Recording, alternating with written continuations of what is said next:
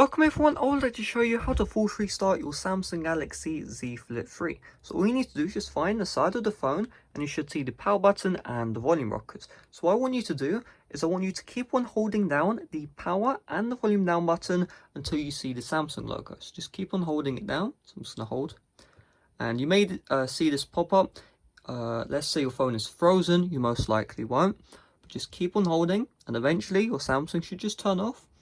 And eventually you should see the Samsung logo. Once you see that logo, you can release all of the buttons. So we'll just wait for a bit more and we should see eventually, come on, any moment now the Samsung logo should be showing up. There we go.